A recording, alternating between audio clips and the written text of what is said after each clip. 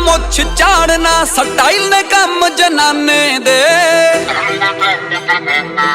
ਉਹ ਅੱਖ ਮਲਾ ਕੇ ਦੱਸ ਦਈਦਾ ਜੋ ਸੌਦਾ ਕਰਦੇ ਤੰਨਾ ਦਾ।